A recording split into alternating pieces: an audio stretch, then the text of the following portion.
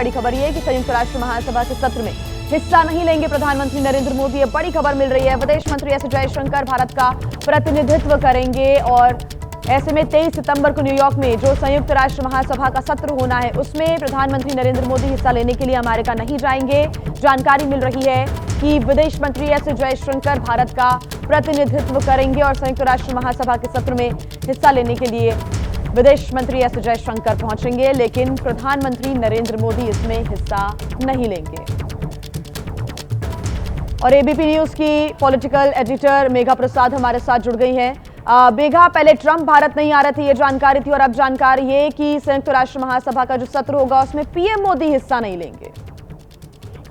जी, ऐसी जिस तरीके से ये खबर निकल कर आ रही है कि पीएम मोदी हिस्सा नहीं लेंगे, ये कहना गलत है, क्योंकि हर साल प्रधानमंत्री यूएनजीए के लिए नहीं जा पाते हैं। वो वैसा स्केड्यूल होता ही नहीं है और ना ही ये ट्रेंड है कि हर साल सितंबर में प्रधानमंत्री यूनाइटेड नेशंस जनरल असेंबली में शिरकत करने के लिए जाएं।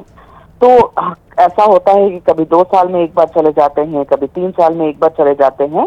ये सिचुएशन पे डिपेंड करता है कि ऐसी परिस्थिति बन रही है या नहीं, उनके शेड्यूल में ये समय अलाउ हो रहा है या नहीं, और यूएनजीए में जाने का कोई खास वजह है या नहीं है। तो इन सब को देखते हुए अभी प्रधानमंत्री हाल ही में यूएनजीए गए थे, तो इस बार वैसे भी जाने की स्केड्यूल में उनका वहां जाना नहीं था। ये बात सही है कि भारत ने अपने स्लॉट बुक करे थे यूएनजीए में, लेकिन वो स्लॉट हर देश बुक करता है। या तो उनके विदेश मंत्री जाते हैं, प्रधानमंत्री जाते हैं, प्रेसिडेंट जाते हैं, वो डिपेंड करता है उस देश की क्या परिस्थिति है पॉलिटिकल उस वक्त और किस किस शेड्यूल में टाइम निकलता है वहां जाने के लिए। अभी प्रधानमंत्री की जाने की बात थी ही नहीं, तो ये कहना कि वो शिरकत नहीं करेंगे या नहीं जाएंगे ये गलत है।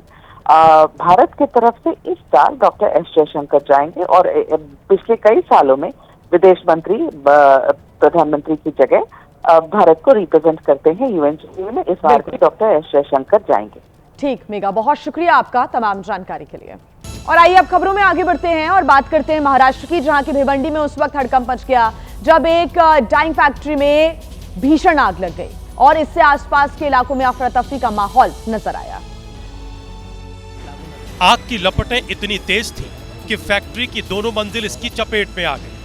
बताया जा रहा है कि फैक्ट्री में केमिकल था जिससे आग और ज्यादा विकराल हो गई। बालाजी डाइंग में भीषण आग लगी। आप देख सकते हैं कि इस डाइंग में बड़े पैमाने पर कच्चे कपड़े यहाँ पर रखे गए थे जो आग के चपेट में आ चुके हैं। 2 मंजिला ये इमारत थी और ये दोनों मंजिला इमारत पूरी तरह से आग के चपेट में आ चुकी है। पूरा कंपनी यहाँ पर धू-धू करके जल रहा है। बता दें कि ये आग भिवंडी के नारपोली इलाके में बालाजी डाइंग कंपनी में लगी। आग लगने का कारण अभी तक साफ नहीं है, लेकिन भीषण आग से पूरे इलाके में हड़कंप मच गया। तो देखिए, डाइंग फैक्ट्री में आग इतनी ज्यादा विकराल थी कि इस पर काबू पाने के लिए फायर ब्रिगेड की कई गाड़ियों को मौके पर बुलाना पड़ा। तेज आग की लपटों के बीच मौके पर पहुंची फायर ब्रिगेड की 3 गाड़ियों ने कड़ी मशक्कत के बाद आग पर काबू पाया, लेकिन तब तक काफी देर हो चुकी थी और कंपनी में रखा केमिकल, कपड़े और कच्चा माल जलकर खाक हो गया। गनीमत ये रही कि आग से कोई जनहानि नहीं हुई, लेकिन इस तरह की आग ने लोगों के अंदर खौफ पैदा कर दिया, क्योंकि आग की ये घटना कोई पहली नहीं है। इससे पहले भी इलाके में ऐसी घटनाएं हो चुकी हैं। वहीं सवाल लापरवाही का भी है, क्योंकि पहले की तमाम घटनाओं से सबक लिया गया होता तो इस तरह का हादसा नहीं होता। और वहीं उत्तराखंड के पिथौरागढ़ में दरकते हुए पहाड़ लोगों के लिए मुसीबत लगातार बनते जा रहे हैं। पहाड़ी से टूटकर बड़े बड़े बोल्डर सड़क मार्ग पर आ रहे हैं। भैया बड़ा वाला। लैंडस्लाइड की ये तस्वीरें नाचनी से बांस बगड़ के रास्ते को जोड़ने वाली सड़क मार्ग की है, जहां भारी लैंडस्लाइड के चलते रास्ते पर आवाजाही पूरी तरह से बंद हो गई।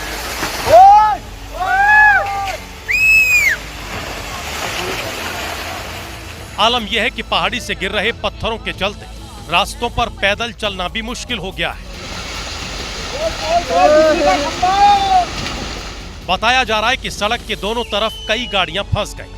रास्ता बंद होने से लगभग 10,000 की आबादी प्रभावित हुई है। डर के साए में लोग नदी के किनारे पैदल चलकर सफर को पूरा कर रहे हैं, क्योंकि ऊंचाई से गिर रहे पत्थरों के नदी तक पहुंचने का खतरा बना हुआ है। वहीं यूपी के फिरोजाबाद में एक चोर ने पहले भगवान से आशीर्वाद लिया, फिर मंदिर परिसर से साइकिल चोरी कर फरार हो गया।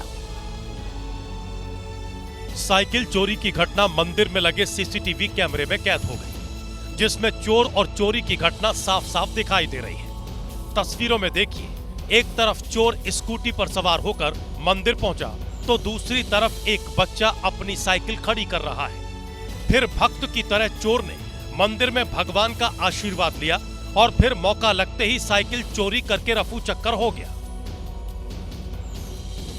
चोरी की घटना चंद्र प्रभु जैन मंदिर की है।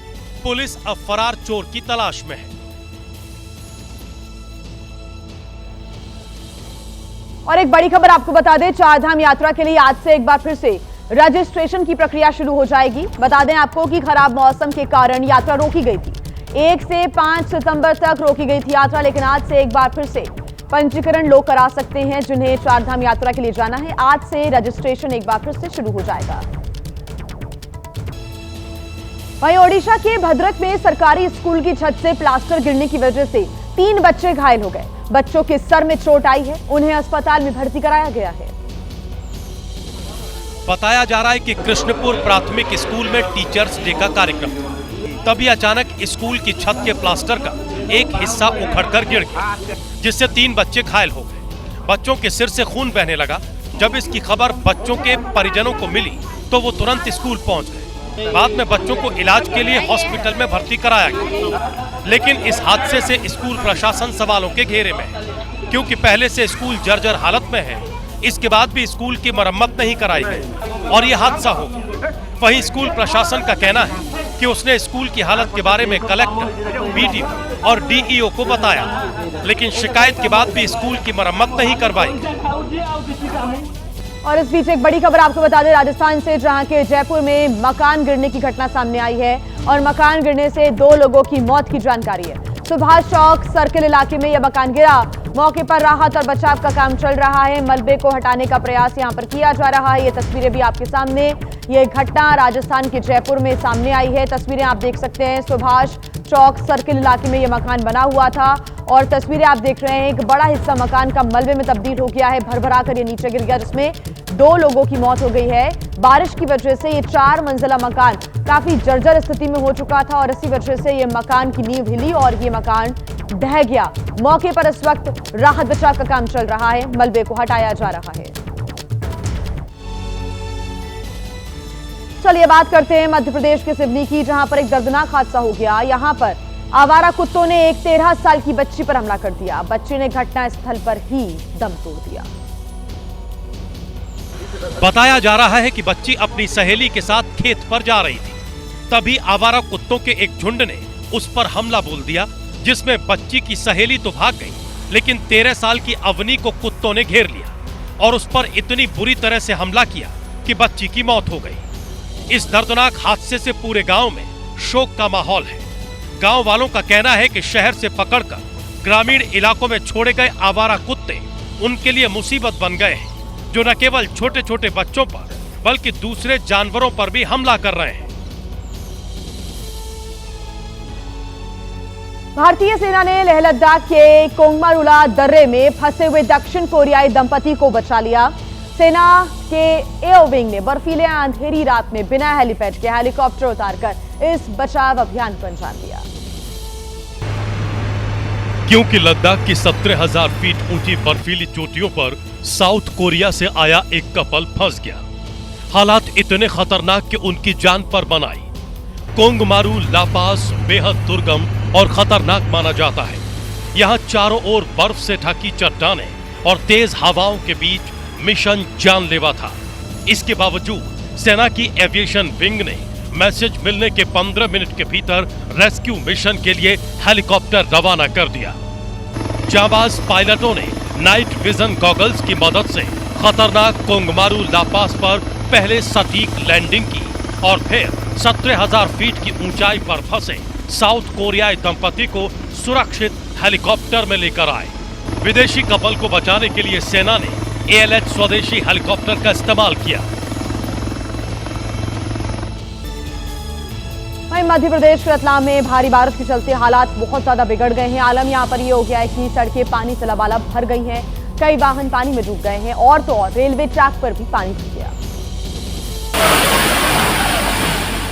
लगातार बारिश से पूरे शहर में बाढ़ जैसे हालात हो गए, सड़कें समंदर बन गए, लोगों के कमर तक पानी भर गया।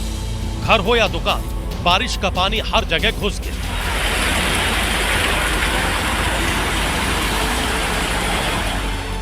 बारिश के चलते रेलवे स्टेशन पर भी यही हाल हो गया। प्लेटफॉर्म नंबर 4 पर रेलवे ट्रैक पानी से लबालब भर गया, जिसकी वजह से ट्रेनों को दूसरे प्लेटफॉर्म पर डाइवर्ट किया जा रहा है।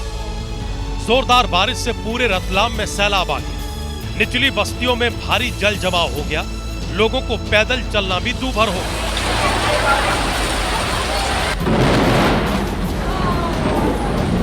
वहीं शहर के सबसे ज्यादा प्रभावित इलाकों में राहत बचाव टीम लगातार लोगों के रेस्क्यू में जुटी है।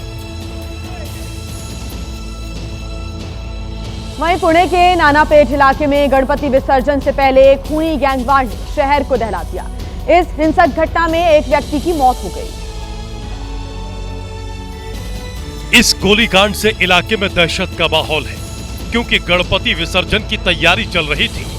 अचानक गोलीकांड से पूरा इलाका थर्रा उठा। गोली लगने से 19 साल के आयुष कोमकर की हत्या हो गई, जो वनराज आंदेकर की हाई प्रोफाइल की हत्या के आरोपी गणेश कोमकर का बेटा है। गाड़ी पार्किंग करने के लिए आया था, उसी वक्त पीछे से 2 से 3 लोगों ने आकर उस पे गोलियां दागी और उसमें उसकी मौत हो गई है। इस हत्याकांड ने शहर में गैंगवॉर और बदले की साजिशों को हवा दे दी है, क्योंकि पिछले साल 1 सितंबर को एनसीपी अजीत पवार गुट के पूर्व नगर सेवक वनराज आंदेकर की गोली मारकर हत्या कर दी गई थी। इस हत्याकांड में गणेश कोमकर को गिरफ्तार किया गया था।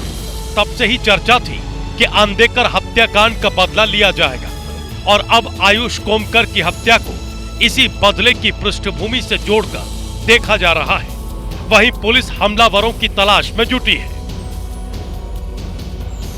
दिल्ली के पास नोएडा के सेक्टर 135 के निचले इलाकों में पानी भर गया है, जिससे लोगों की मुश्किलें काफी ज्यादा बढ़ती चली जा रही हैं। क्योंकि इलाके में कई फार्म हाउस और किसानों के घर सैलाब की चपेट में आ गए हैं, फसलें भी बर्बाद हो गई हैं। तस्वीर नोएडा सेक्टर 135 की, जहां पर पूरा इलाका जलमग्न हो गया है।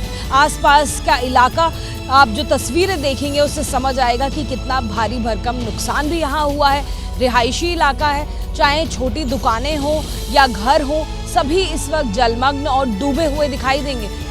हालांकि घरों में पानी भरने से पहले लोगों को सुरक्षित बाहर निकाल लिया गया, लेकिन जिस इलाके में बाढ़ आई है वो यमुना नदी से 5 किलोमीटर दूर है। यहाँ से आपको तस्वीरें देखिए, देखकर समझ आएगा। ये एक नर्सरी है और सड़क के साथ में लगता हुआ ये इलाका है। यहाँ तक पानी पहुँच गया है। आमतौर पर जो यमुना का पानी है यहाँ तक नहीं रहता है।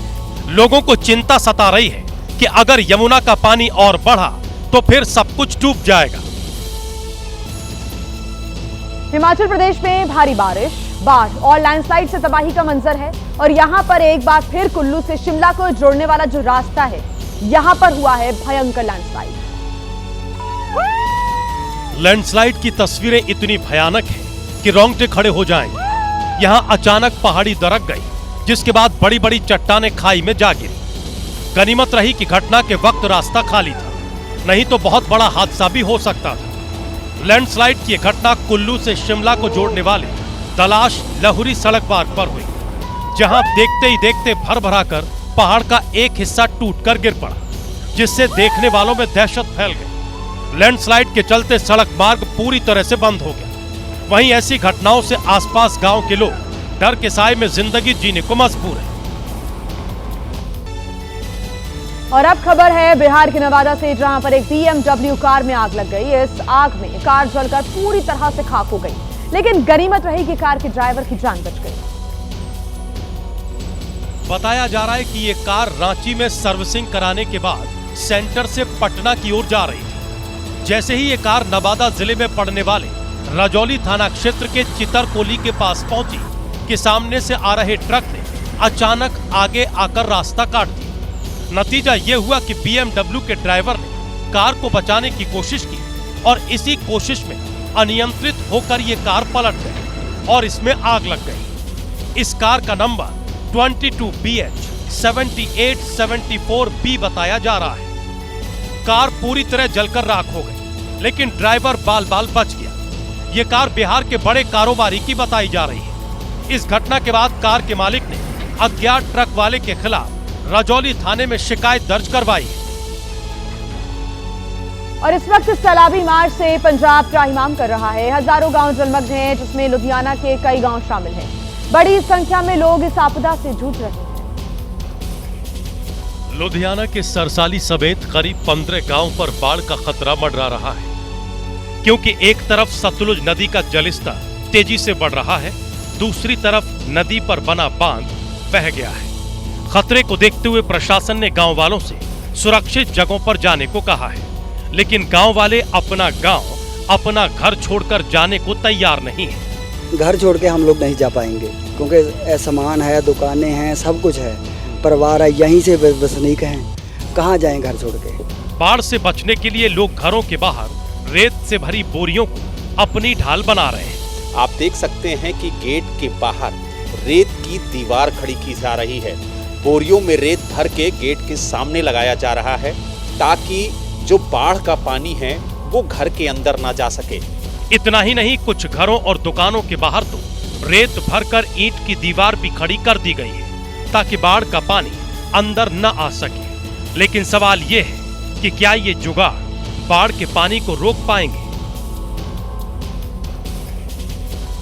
तो देखिए, बाढ़ ने पंजाब के लोगों को 1988 की याद दिला दी है।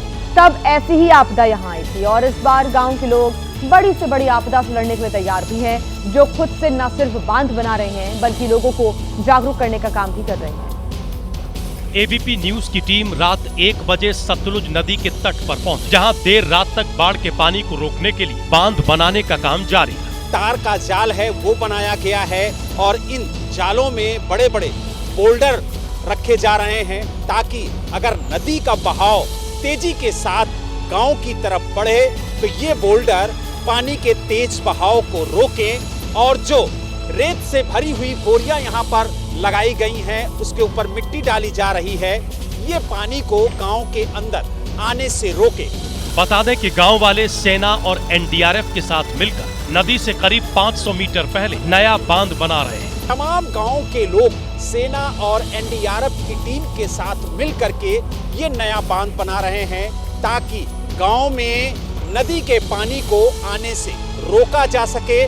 जहां एक तरफ बांध बनाया जा रहा है, वहीं लंगर सेवा भी जारी है, ताकि कोई भूखा न रहे। हालांकि तमाम इंतजामों के बाद भी गांव में बाढ़ का खतरा बना हुआ है, लेकिन लोग हर खतरे से लड़ने के लिए तैयार हैं।